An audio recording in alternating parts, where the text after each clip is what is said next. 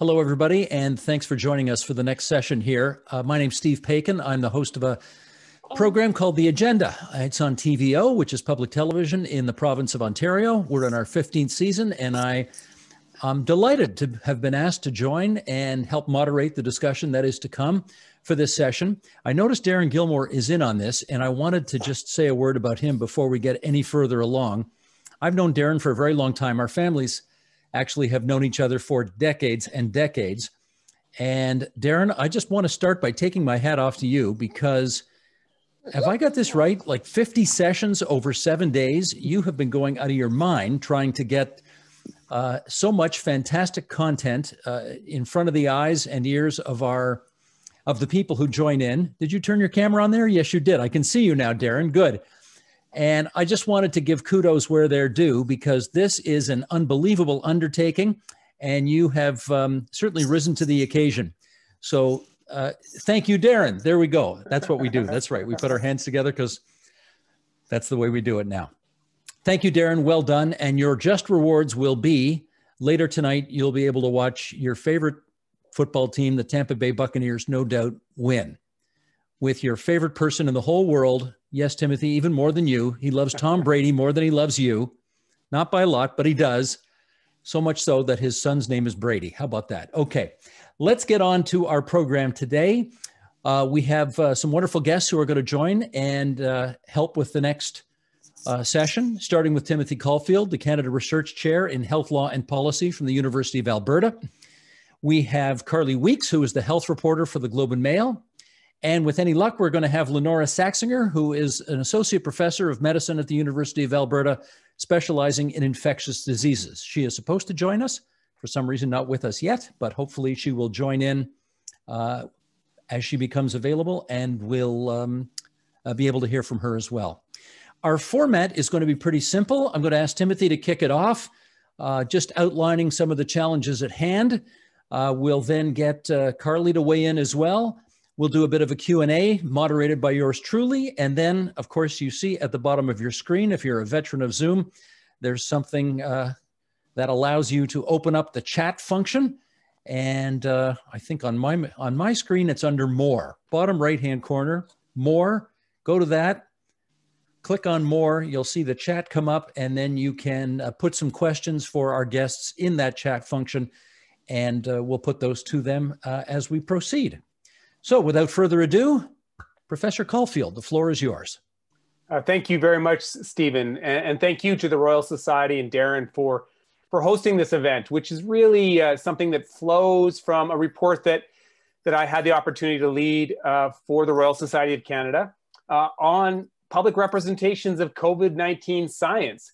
And this report is available on the Royal Society website. And I encourage you, of course, to take a look at it. But its contents probably aren't going to surprise you. There has been, from the very start, concern about how the science surrounding COVID has been done and how it's been represented to the public. There's concern about the speed of which it's unfolding. Is it too fast? Are the methodologies robust enough? There's been concerns about retractions. Sometimes there's been some very high profile retractions. Is that just normal science, or is there something unusual going on here? There's been concerns about things like preprints, and these of course this is of course in reference to the publication of results that haven't undergone peer review, but are nevertheless getting out there in the public. And then there's of course concern that all of this is having an impact on public trust. And then segueing over to Carly's world, there's concern about how this is being represented in popular culture and the popular press, and of course, how it's being represented on social media. And so really, Stephen, this is a call for a good science. You know, it's a call for good science, but more specifically, it's a call for ensuring that this science is being represented well, not just in the popular press, not just in journals and in abstracts and press releases, but also by public health authorities, by making sure that the uncertainty of the science is being represented in, and what the science is underneath the public health recommendations that have been made. And if I could, Stephen, I'm going to give just one, I think, good example of the concerns here. And I think the hydroxychloroquine story, the hydroxychloroquine debacle, as I like to call it, is a really good example of the problems and how this can play out. As everyone involved in this event probably remembers, the hydroxychloroquine event, I guess we'll call it that, it started with a small, methodologically, some would say very methodologically limited study done in France that was released as a preprint, wasn't peer reviewed. It immediately got attention from prominent individuals that amplified it. We're talking people like Donald Trump and Elon Musk. That resulted in huge public interest in hydroxychloroquine and people believing that it had efficacy, even though we didn't have the empirical evidence to support it. That then led to actual health and science policy that was, I think, informed by hydroxychloroquine hype. And let me just give you one example. There was a study published in JAMA that found that prescriptions, so these are physicians, right? Physicians responding to this noise, that prescriptions had went up 2,000% as a result of the endorsements by Donald Trump. And I think this is a really good example of how representations of science can impact public expectations, clinical behavior, health and science policy. But of course, now we come to today where we now have a body of evidence that really informs our knowledge around hydroxychloroquine. And we know now that it probably is completely ineffective for COVID. But despite that, Stephen, it has remained, the myth remains, and it continues to have an impact on public discourse. And what's fascinating with hydroxychloroquine, and there's other examples, I think we probably put masks in this basket, it has now become polarized. It has now become an ideological flag. I mean, who would have guessed that a pharmaceutical hydroxychloroquine would become an ideological symbol? But that's where we are. And that's just one example. And I could use many of the challenges associated with scientific representations in the COVID era. So really what we're calling for with the report is good science and good representations of science. And Stephen, and I hope, and I'll end with this, I really do hope that one of the legacies of the pandemic is this greater appreciation of good science, a greater appreciation of the value of representing that science well, and of course, the value of public trust in that science. As the banner says behind you, go science. Go science. What's that from? That was a gift. That's a gift from my kids because they know that #Go Science is my how I like to end almost everything I do. Gotcha. Okay. I'm delighted to say Lenora Saxinger has joined us. She's the Associate Professor of Medicine at the University of Alberta, specializing in infectious disease. And I wonder, Dr. Saxinger, if we could get you to weigh in on what you've heard so far and just propel our discussion along just a bit more. Sure. So I've been involved in, I guess, trying to grapple with the rapid evolution of knowledge in COVID-19 because I've been the co-chair of a scientific advisory group to the Emergency Coordination Center for Alberta COVID response. So what actually that manifested as is people would ask us questions and we would comb whatever available literature there was, sometimes look for primary data that might not be published yet, and try to answer the questions as best we could to inform what we actually do on the healthcare side and sometimes on the public health side about COVID-19. And I've never actually seen such an explosion of papers. And it was interesting because many of them were very, very bad papers, and many of them were excellent papers. And to the uninitiated, sorting through which are excellent and which are bad is extremely difficult. And so I'm happy to say that our group picked a lot of winners. Like we pulled a lot of preprints that we all agreed were very good papers, and we would actually refer to preprints in our decisions if we thought they were good papers. And many of those actually did end up making it into very good journals. And so I think our hit rate was good. But it really told me that when the entire world was paused and there really wasn't that much, like, for people who are on lockdown to do, depending on what their job was, but to obsessively look for information about the situation that we were all plunged into, that you really saw, I think, a lot of, it was a great illustration of the viewing of science through different lenses, and how the role of actually really in-depth expertise really is almost, it's difficult to explain almost, really does help you negotiate that space in a different way. And even people with quite significant expertise in adjacent areas would sometimes grapple with some of the stuff that was coming forward. And so having a multidisciplinary group helping us was incredibly important. And watching this play out in real time, where you could actually see factions arising around new theories or new concepts, and the factions would start fighting with each other in real time as to what was most true, was fascinating to me. Because ordinarily, when we are questioning something, someone puts something forward, other people look at it from different angles, we develop an understanding, someone tests it, someone finds something different, and there's an evolving appreciation of what the truth is. And as the science gets better and we get more views on it, we get closer to what we think the truth might be.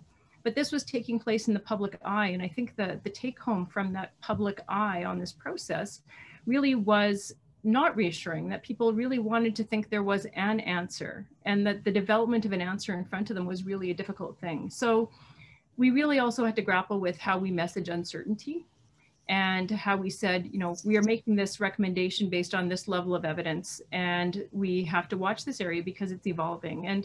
And that also taught me that, especially in the public eye, the view of uncertainty in science is very different, and the role of hypothesis in science is very different. And I think there's been a bit of a failure to communicate that adequately, and I don't think it's any specific fault, but the idea that there isn't an absolute truth and that a hypothesis is there to be proven or disproven is something that I think a lot of people really did have difficulty with, and continue to have difficulty with, because some people really entrench on what they think the answer is and then push back against new evidence. And so we're seeing that phase right now, is the pushing back against evidence that's arising, because they bought into an initial theory and really want that one to be the one that's right. So that was a bit rambly, but it really has been a fascinating thing to observe.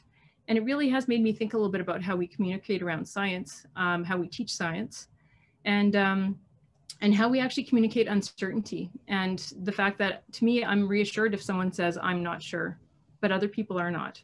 So I'll stop there, I think. That's a great submission. And I've got a bunch of follow-up questions on that, which we'll get to later in the program. So thank you, Lenore, for continuing our discussion here. In advance of my introduction of Carly Weeks from the Globe and Mail, I do want to say that if you hear a little itty bitty tiny voice coming from the background, Carly has not learned how to be a ventriloquist. She, in fact, how many months ago? 3 months. 3 months ago, had a baby. And the baby is very nearby right now. How nearby, right, Carly?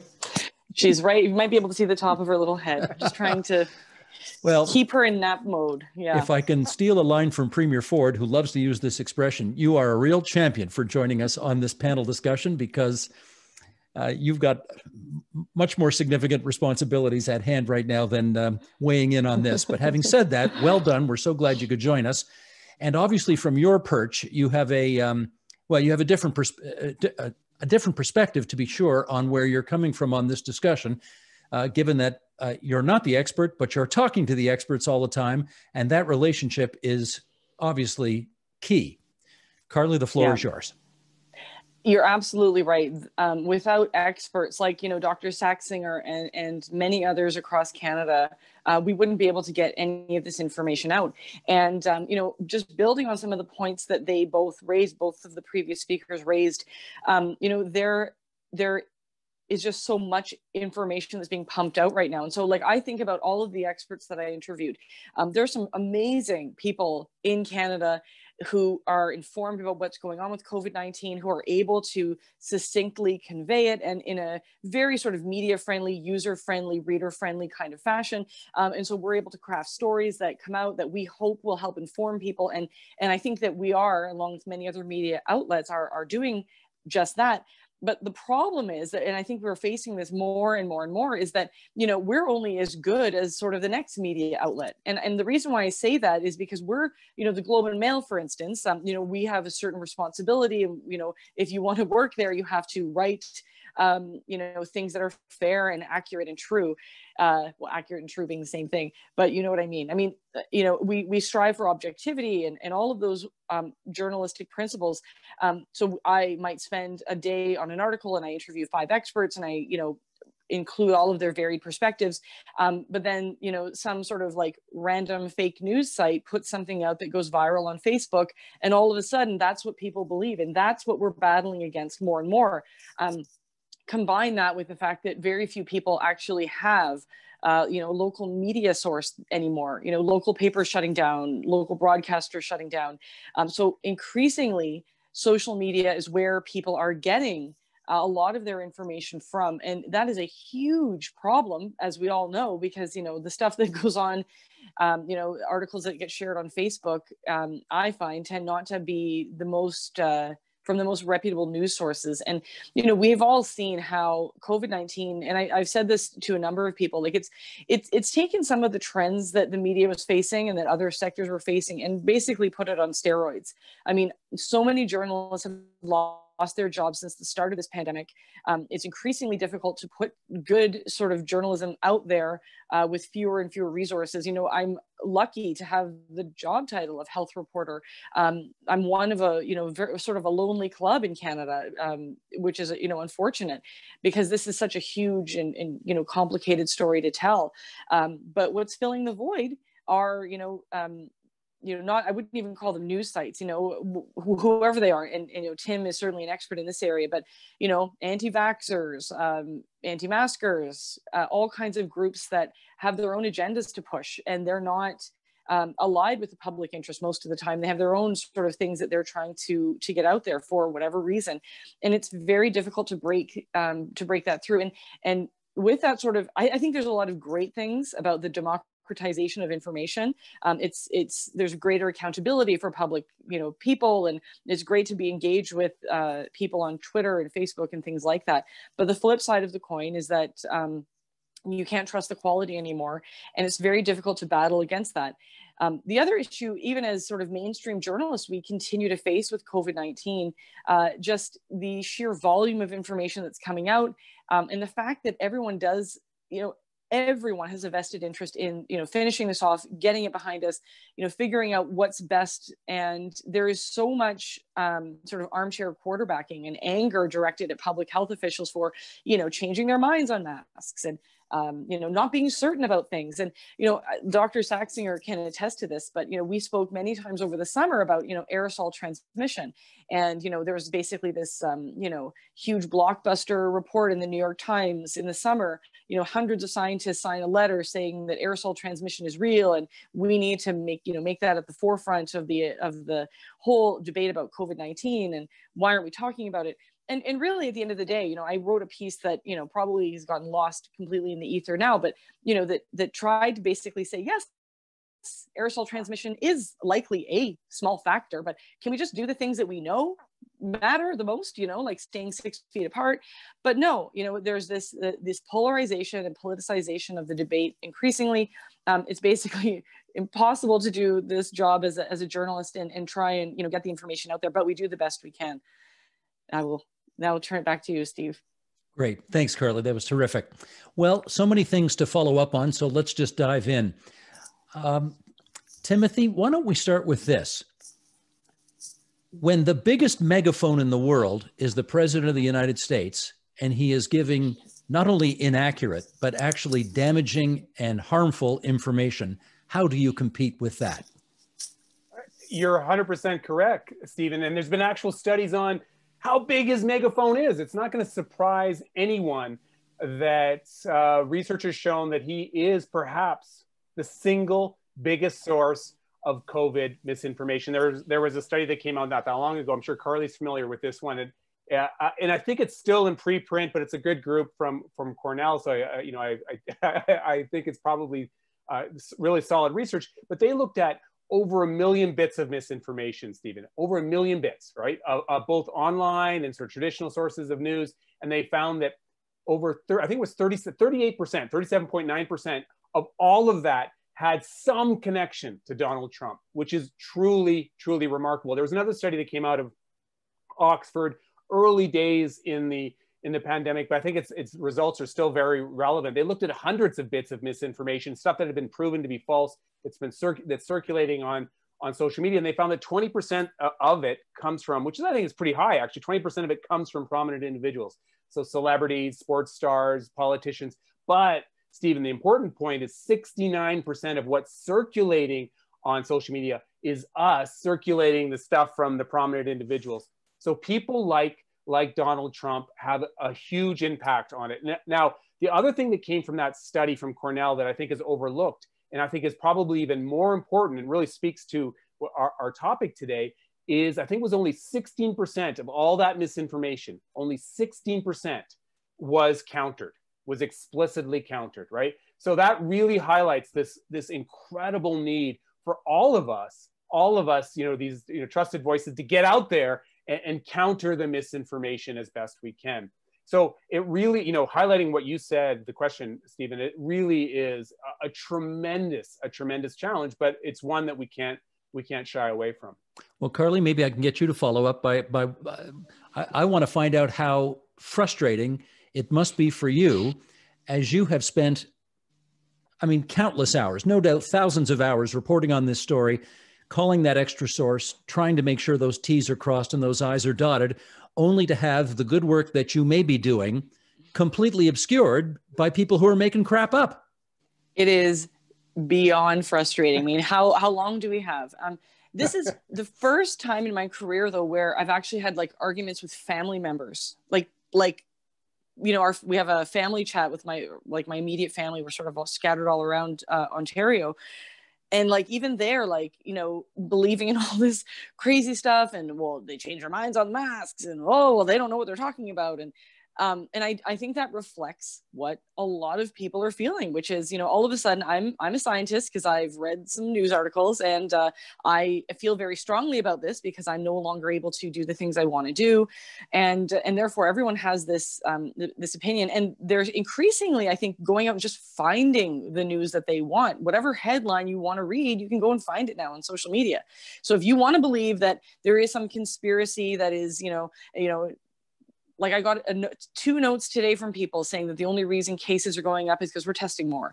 Why don't you do a story on that? I said, well, oh my God. The fact that we're still having that discussion, and it's the end of November,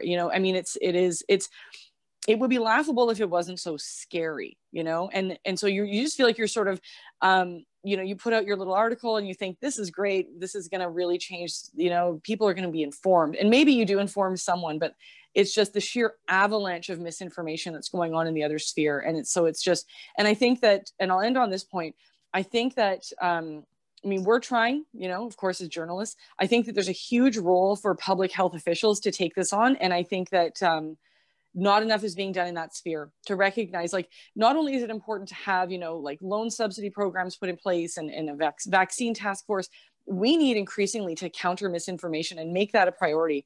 Because it's not going to be, enough to have a vaccine if you have 30% of people that won't take it. Well, let me play heavy here, just for argument's sake. And Lenore, I'll go to you on this one. Okay, it's a fact that Fauci and Tam at the beginning of this whole thing said, don't wear masks. You probably don't know how to put it on properly. And beyond that, if there's a shortage of masks, we really need the healthcare workers to have first dibs on them. And if you, the general population, wear them, then you're going to take a mask away from a doctor or a nurse or somebody else who really needs one. Now, admittedly, that message wasn't out there for very long, but it was out there for long enough to convey perhaps an impression that the medical community wasn't quite sure what message it wanted to convey.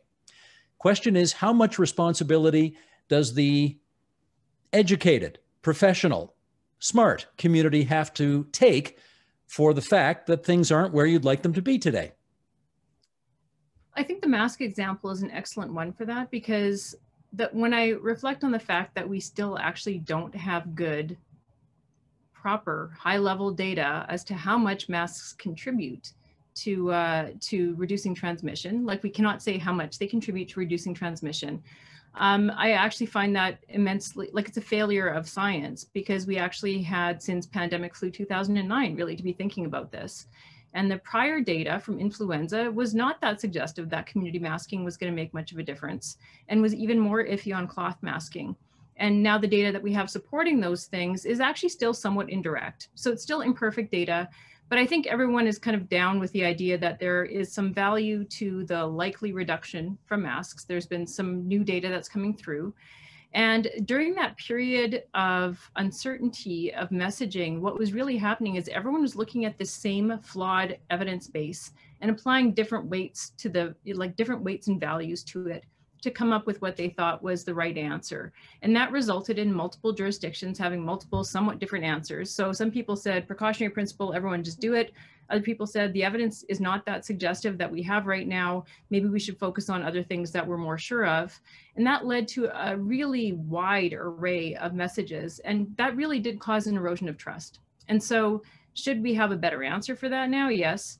Has there been a failure to do public health-based research and fund it appropriately? Yes. When we think about things that we can learn from this whole experience, that's a really big one. And are there some big questions that remain unanswered? Yes. But at the same time, I think that there has been improvements in communications around the uncertainty. And to some extent, we have to remember that everyone in all of these positions are also human beings, and they're filtering information through their own anxieties as well, and their own life experience as well. And so not everyone can be a complete, like, stock, like, walking creature and just say this is what the evidence is. They're still bringing themselves to the equation, and that also accounts for some of the variability of reaction. So I do think that it is an important thing that we learn from that experience, but I also kind of urge people to be a little bit kind, because there's quite a number of people who've been in a position of incredible responsibility in public health and in policy development for months now. And they're kind of short-staffed at the best of times, and this is not the best of times. And so some kindness is also a good thing to remember, because everyone in this whole pandemic mess is a human, and they're all dealing with things their own way as well. Good advice. Timothy, a follow-up? Yeah, I think the mask example is fantastic. It's one that the kind of reporting that our report that we did for the Royal Society is really focused on. You're exactly right, Stephen. Early days, the World Health Organization, the CDC, the Public Health Agency of Canada, Fauci, all were skeptical about the value of masks, because that was the state of the science. That was the state of the science. And to be fair, these were scientifically plausible concerns. The World Health Organization at the time was worried about complacency, that wearing masks would, for example, reduce physical distancing, and in the aggregate that would be harmful. They were worried about touching your face, et cetera. So there were these scientifically plausible reasons that they were skeptical about the value of masks. As the science accumulated, as the body of evidence accumulated, they changed their minds. So I always say now we have scientific plausibility, plus a body of evidence that says that they're beneficial. Plus, I think symbolic value shouldn't be underplayed. Those things point to the idea that masks are a good suggestion. And then what you want science-based institutions to be nimble. I always say that the fact that these public health authorities, these public health entities have changed their mind is a badge of honor. This isn't a sign that they are wrong or flip-flopping. It's a badge of honor that they're following the science. Now, as Lenora just pointed out, I think really well, could they have done a better job communicating the uncertainty early days? I think so. But we're learning. We're learning as we go. Fast forward to right now, because I think this is still a very interesting topic. As Lenora said, look, I am very pro-mask. I want to emphasize that, as a caveat about what I'm about to say. The science is still not ideal. And we're still having discussions about the value of masks. And there was a study that came out, Lenora, was it days ago? The Danish mask study, which was a very methodologically limited clinical trial that was done that showed perhaps, depending on how you interpret it, the masks may have limited value in protecting individuals. And this was published in the Annals of Internal Medicine. I think that's where it was, right, Lenora? And there was criticism from the legitimate scientific community that this study was even published because of the concern it would how that science would be twisted. And that is exactly what I get emails from conservative groups all the time, from conspiracy theorists. And that day, I think I got 20, right, from people sending me this study. So it really demonstrates how even, research can be twisted to fit absolutely any single agenda. And I think it goes to something else Lenora has said, that the importance, and it's one of the recommendations, I think it's number 7 in our report, how important it is to talk about the nature of the science, the uncertainty, and the other considerations that you are weighing when you make a public health recommendation, because that's primes the public to allow for a change if the science change. This is the best recommendation we can make now, given the evidence that we have. It might change in the future, but this is the best recommendation we can make now. Well, let me pick up on that issue of uncertainty, because, I've covered politics for almost 40 years. And if there's one thing politics hates, it's uncertainty. If there's anything a political leader hates, it's conveying an impression of uncertainty. They have to know. And Carly, maybe I'll start you on this round. How problematic is it when your readers are looking for certainty? They are looking for sure-footed advice, both from their political and scientific leaders. How problematic is it when a scientist says, I'm not sure? I wish it wasn't a problem, but it is. And we're sort of all living with the consequences of that now. We're not having our politicians say, earlier in the year, we were all in it together and, everyone's staying home to save lives. And now it's, we're going to do what's best for the economy in the provinces that, tend to have conservatives running the show and a lot of finger pointing and things like that. And the fact that there doesn't seem to be any sort of tolerance for, when Theresa Tam might come out and some of the horrible things that have been said about her, just because, they might, she and other scientists make a statement that basically say, we're not quite sure yet, and so I think what we're increasingly having, and certainly this, the situation in Ontario is the one I know the best, but it seems as though we're increasingly having, a political decisions being made rather than relying on the science. And it's almost as if the politicians are saying, we can't wait anymore. We just need to go with what's best for the, maybe the voter, as opposed to what some of the scientific experts are telling us, because we don't like what they're saying and they don't seem to know what they're talking about. And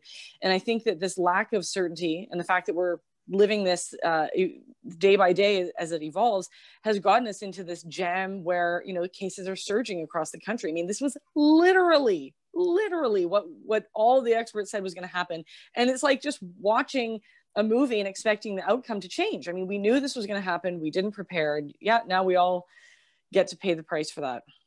Lenore, let me get you to follow up with a great point you just made to me in the chat, which is that we seem to have a public nowadays, maybe primed by politicians over the years, that prefer the certainty, even if it's uninformed, as opposed to the ambiguity of people who know. Speak to that if you would. So we put our scientific advisory group materials on the outward facing website, and I've come to realize that the way that we constantly qualify how well we know things and the basis on which we know them, which is like second nature. You're saying, well, the literature, this says this, so in aggregate we believe this, but that could change because this could evolve. That's how we say things. People hate that.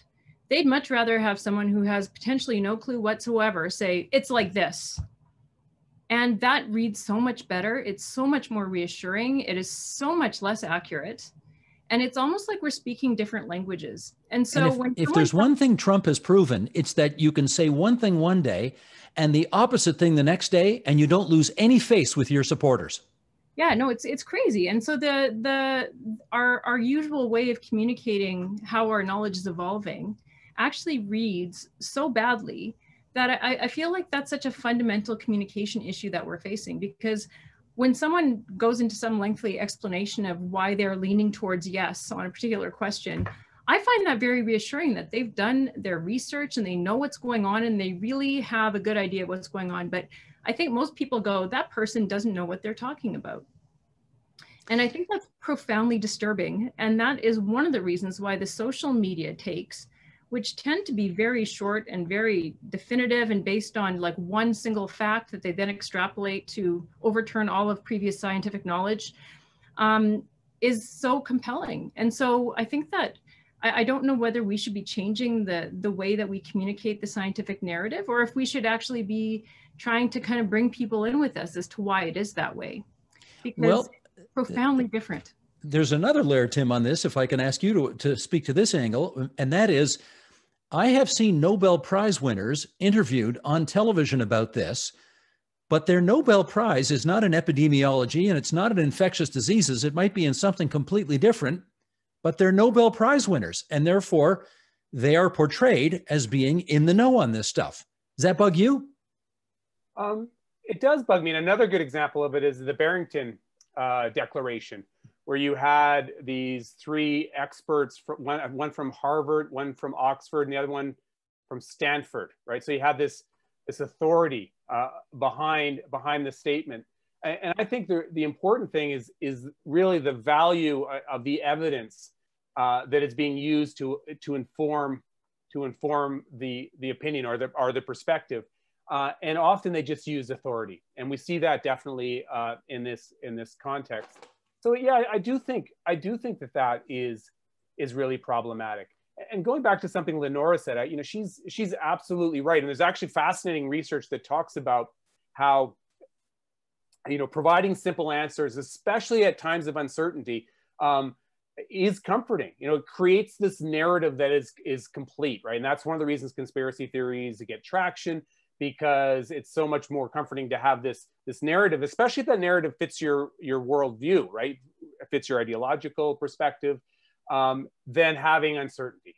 We may never know the source of COVID-19 exactly, right? But Woody Harrelson will tell you it's 5G technology, right? And that takes off because it's this certainty. Now, Lenora, I'm hopeful. Maybe I'm naive. I believe that good science communication can happen in a way that communicates that uncertainty, but still provides it in a compelling manner. Now, I'm not saying it's going to be easy, but I think it's doable. Well, let me do a follow-up on this, because and you two are in Alberta, you and Lenora, so I want to ask you about this. The most viral thing on the internet in Canada these days is from one of your own, Dr. Roger Hodgkinson, who gave a short little 5-minute speech on a Zoom call, and that thing is flying all over the internet. And he's a Barrington guy, right? He's basically a guy saying this whole thing is a giant, and this is a guy with a medical reputation. He's got the chops, and he's been saying this whole thing is a hoax. It's just a bad flu. We've inflicted untold misery on both the economy and on people's mental health in order to, quote unquote, protect Granny. And people are, well, you tell me, people are listening to this right now and presumably in a state of confusion about who's right. Well, I'll go first, Lenora, then I'll pass it to you. I think this goes for the Barrington Declaration also. I think it's so important first to highlight that these are fringe perspectives. I've had these arguments with neighbors, right? These kinds of comments create this false balance, and this false balance on the internet really takes on a life of its own. That on the one hand, we have the Barrington perspective, which is herd immunity, and the other perspective, you have total lockdown, right? So it creates false balance and it creates a false dichotomy, right? So which side are you on? When in fact, first of all, these perspectives are fringe perspectives. When you talk about the epidemiologic literature, when you talk about the public health experts out there, these are fringe perspectives, and that's not said enough. And secondly, I think even how these perspectives are represented are inaccurate. As you probably know, he was portrayed as someone who was the chair of the Royal College. Not true. And the Royal College has come out and said that's not true. And in fact, we, the Royal College, which is the body that regulates physician specialists across Canada, support the public health measures, and we believe that this is a public health crisis. But despite that, that's lost, and the appealing narrative from an expert gets traction on social media and really beyond social media. Lenore, do you know this guy, Roger Hodkinson? No, I think he owns a diagnostics company and hasn't been involved in academia for some years. I think It's in North Carolina. Yeah. And I don't know his level of knowledge, but he has not been hooked in with, I guess, cutting edge mainstream academia, medicine, or research that I'm aware of. And he does have, gravitas, and he has a lot of letters after his name, but I don't think that anyone in the field would say that this does not represent the majority of opinion of virologists, epidemiologists, public health officials, infectious diseases doctors, or anyone else. And he's a pathologist who finished his training in 1976 and has a view that's markedly different than most people who are active in the field right now and have spent their lives doing public health. And yet this gets traction, I think, because it's part of what people are primed to want to accept. And then the other feature is, I think sometimes when people feel like they're getting special information, or they found the information themselves, they really like it as well. And that becomes a real challenge too. And so I think that whole event really underscores some of our challenges, because yeah, I've had that clip emailed to me by umpteen million people.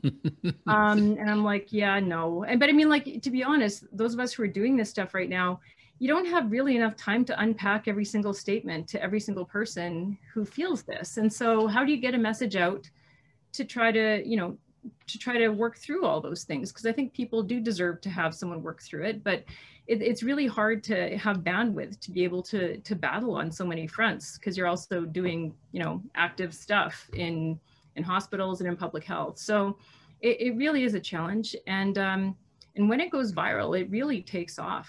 It's quite impressive. Carly, just before I get you to weigh in on this, I should tell everybody who's in on this call, on this Zoom call right now, we are about 15 minutes to the end. So if you want to put your questions for our guests in the chat function, I'll happily put those to the guests as the questions come in. Carly, I guess my question for you on this is, admittedly, this guy is a minority view right now when it comes to virologists and epidemiologists in the country. But if you've heard the clip, he speaks with complete confidence and authority. Is this something you do a story on, for example, or is he too fringe a view for you to do something on? That's a really great question, because I'm obviously on leave right now, but I was thinking, if I was in the office, would I say, we've got to basically debunk this guy? I mean, there used to be the view that you would never, and Tim and I have talked about this many times, like there used to be this idea, you never talk about the fringe views, because then you just give it oxygen. We don't write stories about the anti-vaccine movement because that will just give them strength. And what we've learned is that, again, thanks to our buddy social media, ignoring the fringe completely just allows them to sort of, build in the vacuum of sort of our silence, so while we're busy writing on some new important study that just came out, they're building a following on Facebook. So the inclination, because there is a Canadian involved, I would say I would pitch that story and say, maybe we can give people the informed take on what really went on, so instead of just having to Google, the Snopes version of it, let's do our own. But, you could basically these days spend your entire, every day doing that, every day coming in, writing the news story on, no, that viral article is wrong. And no, the CDC didn't say that, all of the COVID deaths were due to other causes. And no, every day is like a new conspiracy theory. And that's why I think, we have a much, much bigger problem on our hands. And it's just, COVID's brought it to the forefront. Like, we have a serious misinformation problem, and we're so ill-equipped to deal with it. Okay, here comes some questions now from the chat function. This one's from Cheryl Warsh. And here we go. What do we do with, quote unquote, public health directives that appear at least more politically than scientifically based? For instance, the NDP British Columbia government this week banned attendance at religious services, but allowed Alcoholics Anonymous meetings in church basements. Can you conceive of that action by a conservative government? Okay, Timothy, you want to try that one for starters? Or you pitched it to me, Stephen. So you're my go-to guy. It's tough, because one person's politics is another person's science, which I think goes to what we're talking about now. I'm not going to defend that particular policy, but I do think that it is important to talk about the non-scientific factors that are being integrated into a policy decision. And there are often those. I don't know if non-scientific is the right term, but there may be, you know, context or social factors or even political issues that a policymaker may want to consider as part of their recommendation. So they may want to consider, for example, the tolerance of a given population for a particular policy. You know, how is my jurisdiction going to respond to a certain policy? And I think that is an entirely appropriate thing to talk about explicitly. And I want to curious, Lenore's had to do this, right? So whether she agrees with me, and because those factors are considered. You know, that's one of the things I get so frustrated about the Barrington report, right? You know, I briefly talked about this false dichotomy between, you know, total lockdown, which they portray every other, you know, all the jurisdictions want to do, and what they're recommending in the Barrington report. Well, of course, that's not the case at all, right? Every jurisdiction is balancing a whole bunch of stuff. You know, my son goes to high school. He actually does it in person, and they've instituted a bunch of precautions and tried to, you know, physically distance their students. So every jurisdiction is trying to make this balance. And I think they do consider, you know, other things on the ground. And I'm not going to speak to this because I don't know what's going on in this jurisdiction, but it's a really interesting point that this question raises, you know, how you integrate those kind of considerations with the science. Well, sorry, Lauren, you want in on that first before I ask the follow-up? I think I was just going to comment that the wide array of, you know, plans that come out around specific areas based on the same evolving body of evidence about where transmission occurs is one source of frustration to people. And I think it's very legitimate because, you know, people get their news from many sources. And if you try to figure out what the right thing to do is where you are, it's really hard sometimes.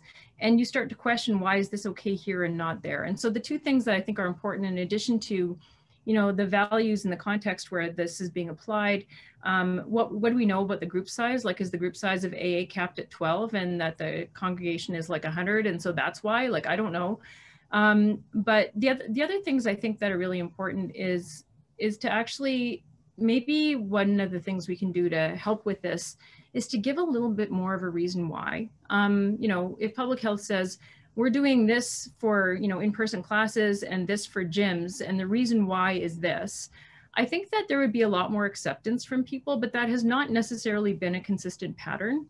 And at the moment, because people really, this is affecting everyone's lives in a really profound way, I'm tending to think that more transparency and more clarity and more rather than less information, even though it's more complicated, is likely a better way to engage with people so that they can at least try to understand the substance of decisions that are being made on their behalf. And so, but that has not always been the way it is. I think that people prize, you know, concise communications and, you know, these are the rules, but in a way, at some point that becomes a bit paternalistic, and a clear illustration of whether the public health directions or the government response to public health directions, as the case may be, perhaps there should just be really good airing of what has gone into that decision and why, because I think that people accept that better. I mean, I know my kid accepts that better. Both of them do. Okay, I got to pick up on that because, okay, I don't know how many of you who are watching this right now saw Premier Doug Ford's daily briefing last Friday. But this was the day that he basically brought down the hammer, put Toronto and Peel region into, you know, lockdown, and then moved 5 or 6 other regions from a less intensive, I don't know if it's yellow or orange, into the red zone. And Cynthia Mulligan is a reporter for City TV News. And she was in the midst of asking a question when in the background, she heard her high school age daughter yelling at her, "So let me get this straight, Mom. I'm allowed to go to class with 30 kids in my class. And if you think we're social distancing, ha, ha, ha, we're not. But I can't have one friend from my school over to my house after school's over to visit. Is that right? Well, that sucks." And basically Cynthia heard this and put it right to Doug Ford at that moment. And he, of course, expressed his, you know, he was sympathetic, but this is what the medical officer of health is telling him. All of which leads to this question, Carly. There seem to be some of those kinds of, I don't know what you call them, inconsistencies or things that don't pass the common sense test, or, you know, all of that, as Lenore said, have not been particularly effectively communicated so far. What do we do about that? That's a great point. And anyone, live in any of these provinces with huge surges can see that, I mean, why can you, a small business is being closed, but you can go to Walmart and, in Ontario or Toronto and Peel. I think that what Dr. Saxinger, what Lenore is saying is right, that more information is better. And, I was on a panel with Helen Branswell, who is a Canadian reporter who's basically like the lead infectious disease reporter in the world right now in Boston at Stat News. And she was sort of marveling at the fact that we're now talking about like the average person is now talking about these, sort of complex scientific theories and ideas, and, give people credit. Like we all are tuned in, and people maybe do want more information and an understanding. And I think what we've been seeing is that, politicians will come out on a Friday, say, here's some major thing that's going to happen. It's going to disrupt everything, in the weeks before, a couple of very big holidays are happening. And I think that what they're, and across the country, they're losing people. I mean, so people are tuning out because they're not getting an explanation. They're just being told what to do. And people are saying, I'm going to make the decisions myself now. I think I know enough about this to make the, risk assessment for me and my family and my group of friends.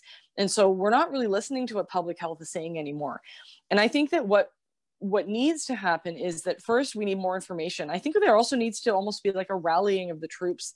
I mean, we're constantly being told what we can't do. Why don't you, remind us of, that what we should be doing? There was that viral German public service announcement last week or the week before, where there's basically like an elderly man recounting how, he did, his heroic duty for his country back in 2020 by staying home, and keeping people safe. And so I just posted sort of my frustration on Twitter and said, why don't we have some campaign in Canada that appeals to how we all want to be so polite and good to one another, and we'll bend over backwards to, hold the door open. Why don't you appeal to that instinct and get some really great campaigns that make us proud of the fact that we're, doing what we can. I mean, there's all kinds of essential workers and other people that have to be out there and putting their lives at risk. And why don't the rest of us, do our duty? So I don't think we've done enough on that side of things either. Inspiring people to sort of say, we know this sucks. It's been almost a year, but we can push through until we get a vaccine. And we've had this discussion. I was actually on a Globe and Mail phone call a week or two ago. We talked just about that, to push through. It's a couple more months. We're all in this together again, but we're not hearing that. Funny, Doug Ford said just that today. He came out at his daily briefing today. He came out right at the top and he said, look, I know we've all had it up to here with this thing, but the vaccine's coming out soon. And I'm putting General Rick Hillier in charge of the distribution because it's going to be a military-like rollout. So we need somebody with military experience. Anyway, they've obviously been channeling you because that's exactly what he said today. I'm mindful of the clock. So let's do one more here. Here's the question. Lack of certainty is more than a political issue. If you spent 30 years building up a small business and is in constant fear of losing your home, your business, and the financial security of yourself and your family, having contradictory, ever-changing advice does not help. It's not only conspiracy theorists and wingnuts who need certainty. Fair point. Lenore, you want to go on that first? Yeah, I saw that comment and I thought it was important because, I mean, that's absolutely true. The certainty and the uncertainty is affecting people in a really profound way. And that's important. And I was kind of thinking, well, what's the way around this? Because giving people false certainty is actually, to me, immoral. But I think giving people realistic, this is our best understanding and this is how we're assessing it, uncertainty seems to maybe be the way to do it. And I was interested in what others thought, because I think that portraying too much certainty when things are changing actually can turn out to make you, in fact, a liar. And I think that's dangerous. And so that's why there's this innate caution that you don't want to overcall certainty. But I also know that people are getting really frustrated and they really do want to know what the best guess is. And so, I mean, on a clinical basis, if I give people a really nuanced description of what some options are, and there's a lot of pros and cons and all these different sides, sometimes at the very end, I'll say, and you know what, if I were you, or if you were my family member, I know this is confusing, but I would consider doing this, because that's just what they want. They just want to know what you really think. And maybe we're failing on that too. I'm not sure, but interested to see what others think. Timothy.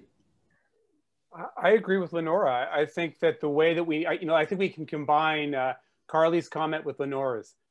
I think that what we can do is have present the recommendations in a way that reflects the uncertainty. Say, Canada, this is the best we can do right now. Given the evidence that we have, we know that this is the way, probably the best way forward. And Carly's exactly right. Evidence tells us that if you call upon people's civic duty, right, you call upon their desire to do the right thing, you can have an impact. We worked with Media Smarts on a misinformation campaign. There's really interesting research done by Gordon Pennycook that highlights the fact that Canadians want to be accurate. They don't have some nefarious agenda to spread misinformation. They want to be accurate. So if you can just nudge people to pause and think about accuracy, they're less likely to spread misinformation. I know that sounds ridiculously simple, but it can work. So I think if we combine that idea of let's do what we can with the best evidence that we have available, I do think we can move forward together. I think this is what I'm about to ask is probably a terrible faux pas on Zoom, but I think it would be super cool if everybody could just turn their cameras on for 10 seconds in order to thank Timothy Caulfield, Lenora Saxinger, and Carly Weeks for a great, great discussion, just so they can see your faces and the applause ensuing. Thank you, everybody, for indulging me with that. Hey, is that Peter Milliken, the longest serving speaker in the history of the country on there? Mr. Speaker, how nice to see you chiming in. Isn't that great? Anyways, everybody, thank you for your time. I hope you found it as interesting and fascinating as I did. And Timothy, Lenora, Carly, many, many thanks. And good luck, everybody, in the rest of the sessions for the rest of this conference. It's just spectacular. Well done. Darren, thanks for asking. Night, everybody. Thank you. Thanks. Thank you.